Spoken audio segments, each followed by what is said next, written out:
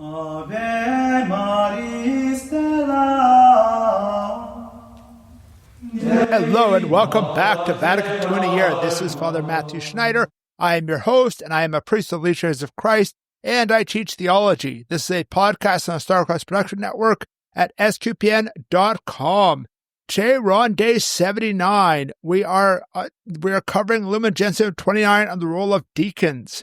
Right? So we've covered priests, we covered bishops for a long time. Now we're going to get into deacons. This is the last day on chapter 3 of Lumen Gentium on the hierarchical structure of the church, in particular the episcopate or the bishopric or bishopry, however you want to say that in without the Greek root.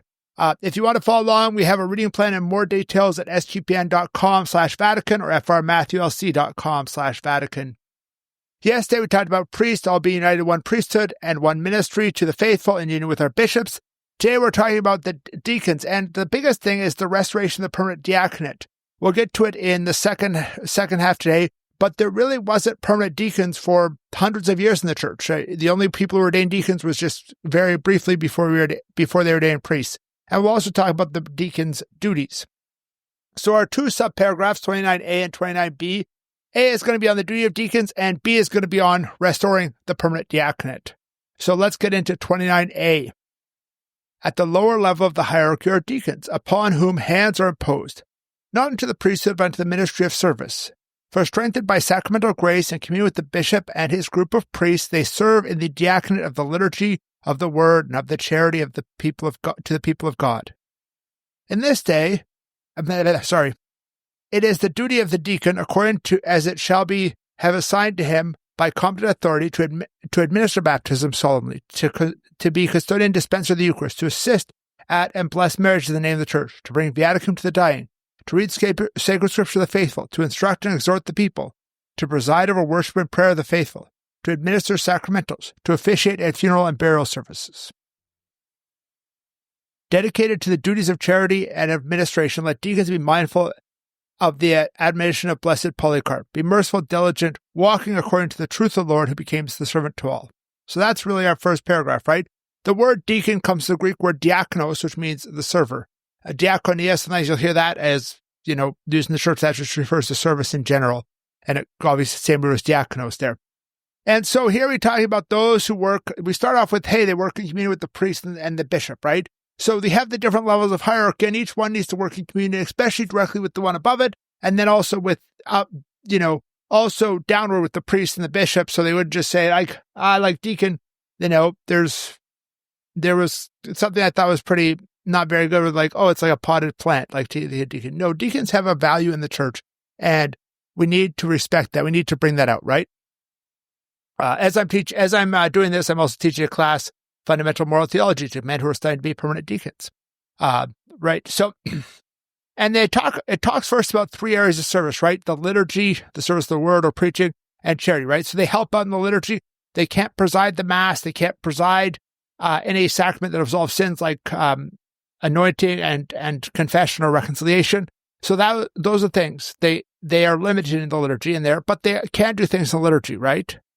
And they can preach. Sunday homily, a lot of times the deacon's very good at preaching, depending on the deacon, right? And then obviously charity, help you out. And even they talk about administrating this, the service of administration, right? To manage the church.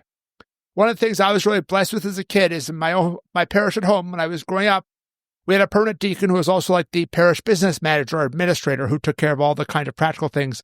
So the pastor could trust him and just had to sign off on it and things, right? That's a very nice situation. But not every parish is going to be like that, right? So here they talk about a whole bunch of different things. They administer baptism. They dispense the Eucharist. They don't confect the Eucharist. They don't consecrate the Eucharist. They can bless marriages. They can officiate funeral, burial services, right? So those type of things. And so there are limits, but they can do a lot of things in the church to help out the church. Now, moving on to 29b, which is about how we are going to restore the permanent diaconate. This was a big move in Vatican II, so let's read it. Since these duties, so very necessary to the life of the church, can be fulfilled only with difficulty in many regions according to the discipline of the Latin Church that exists today, the diaconate can in the future be restored as a proper and permanent rank of the hierarchy. It pertains to competent territorial bodies of bishops of one kind or another, with the approval of the Supreme Pontiff, to decide whether, and where it is opportune for such deacons to be established for the care of souls. With the consent of the Roman pontiff, the diaconate can, in the future, be conferred upon men of more mature age, even upon those living in the married state. It may also be conferred upon suitable young men for whom the law of celibacy must remain intact. So that's it. That's the restoration of the permanent diaconate, right? So beforehand, it was very much a very brief time. A lot of times you read about it and people would be ordained. They had a different minor orders. They call it minor orders. Now we call it ministries before diaconate and priesthood.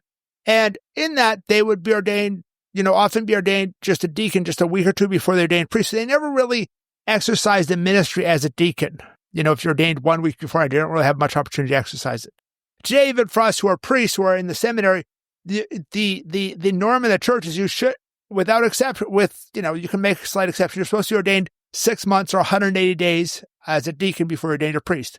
I was like 170 some, so we all got slight exceptions because of how our community scheduled it. My community actually rearranged it because we were at times getting right underneath the limit there. So with that, right, and there is even there, and so,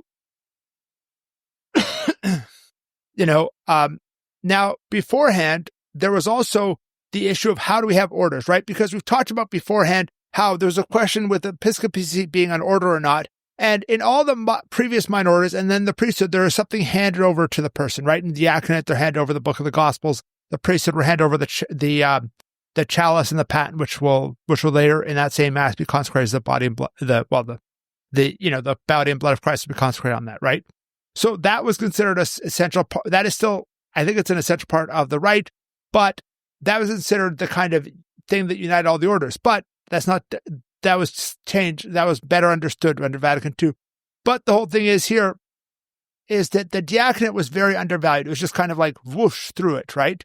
Whereas now we say, no, let's stop. Let's think about it. It leaves a lot of the details to the bishops and the Pope, right? Local bishops, local Pope, and things like that. And it said more mature married men. So in the church, the norm is you have to be at least 25 to be ordained a priest and at least 35 if you were to be ordained a married deacon. Technically, you could be ordained at 25 to be a permanent celibate deacon, but that's very exceptional. I shouldn't say very exceptional, but it's exceptional. I don't know if I've met any permanently celibate deacons in my life. One of the things, if you're ordained a deacon and you're married and your wife dies, you cannot get remarried. There has been the practice in the East of married men becoming priests. And there's the same thing if like an Anglican converts to Catholicism, that's allowed. But there's never been the practice of priests getting married in the church. That's not something there. So even the diaconate, if you become a permanent deacon and your wife dies, you can't get remarried, right? So a lot of this is also looking at where there's a lot of need, right? Daily mass in small towns, right? Where the priests can't cover, right? So you have a lot of rural parts of America where the towns are very small, especially sometimes now that farming is now mechanized, so it needs half as many people or a third as many people. So the towns are tiny and they might have daily mass because it's like quite a bit of a drive to the next one. But they have to have a service of communion, of word and communion and then a deacon can oversee that, right? And that's a good thing in those kind of places. You also have mission territories. You also have areas in other countries that are very rural and hard with transport. Because in the U.S., yes, it might be a little bit difficult. And, the priest might be 20 minutes away to the nearest parish by car or something to where the priest celebrating mass that day. So we have the deacon there. But some places in the rural areas, even further, if you go up into like the hills and mountains or into the Amazon basin or things like that. And finally, bishops are part of the hierarchy. That's the last thing we need to know about them. So hopefully that's helpful. Thank you for listening to this episode of Vatican II in a Year. This is a listener-supported podcast, and you can donate to help StarQuest produce and other great podcasts at sqpn.com/give. You can give one time, monthly, or join the StarQuest Patreon.